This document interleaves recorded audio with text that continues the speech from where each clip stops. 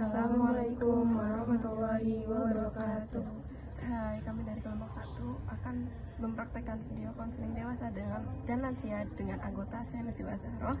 Saya Adelia Gita Puspitasari. Dan saya Naila Putri Azhara. Silakan ditonton. Hai, senang kamu datang lagi. Di sesi terakhir ini, kita akan coba menyusun langkah-langkah kecil yang bisa kamu ambil untuk kedepannya. Kita nggak cari solusi besar, tapi arah yang terasa lebih ringan dan masuk akal buat kamu. Selamat datang kembali Ibu. Hari ini kita akan coba merangkum perjalanan Ibu selama sesi-sesi sebelumnya dan cari cara supaya Ibu merasa tetap hidup dan punya arah. Meski perannya sekarang Ibu tuh sudah berubah. Kalau kamu lihat ke belakang, dari sesi pertama sampai sekarang, apa yang kamu pelajari tentang diri kamu sendiri? Jadi itu saya merasa hidup terlalu keras sama diri sendiri ya. Jadi hidup itu dalam banyak ekspektasi yang terlalu tinggi gitu. Jadi sekarang aku mulai sadar kalau aku tuh butuh istirahat dan aku tuh juga punya hak dihargai gitu. Oke, kamu mulai kenal sisi kamu yang selama ini kamu tekan. Sisi yang butuh ruang dan bukan tuntutan. Itu langkah besar.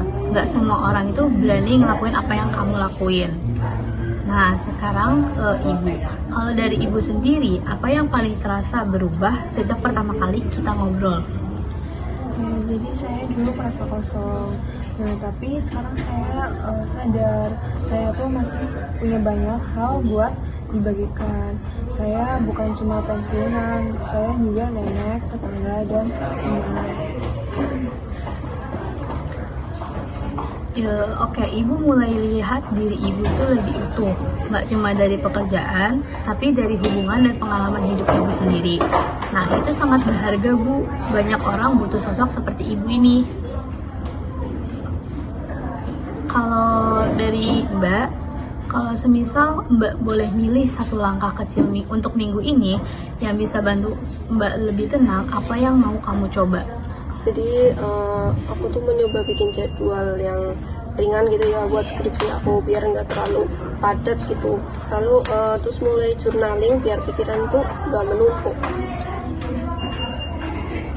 Oke, itu bagus banget. Sekarang kita coba lihat bareng kalau kamu mulai journaling. Kira-kira kapan waktu yang paling nyaman buat kamu nulis jurnal itu? Jadi menurut saya itu waktu yang nyaman buat journaling itu sebelum tidur ya. Jadi biar bisa refleksi juga hari itu tuh aku habis kerjain apa aja, habis ngelakuin apa aja gitu.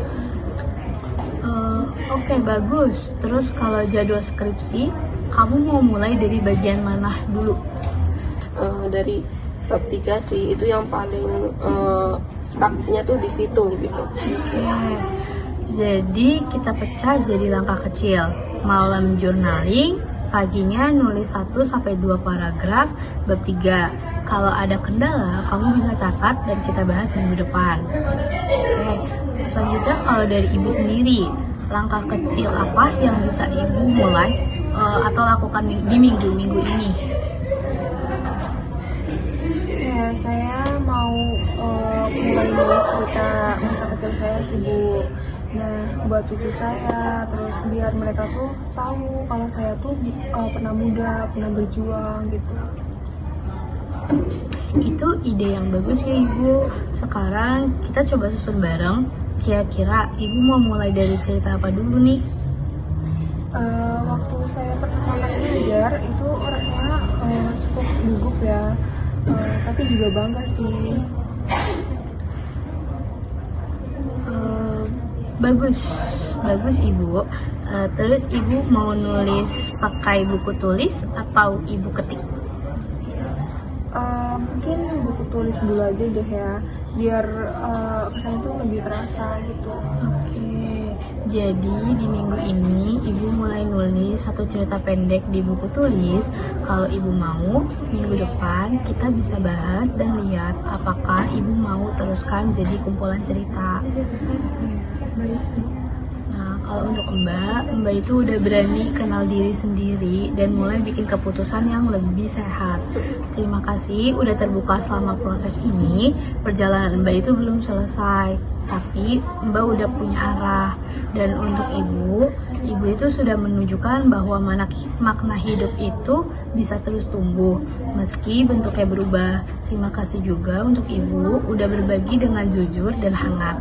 Semoga langkah kecil ibu bisa jadi awal dari banyak hal yang baik.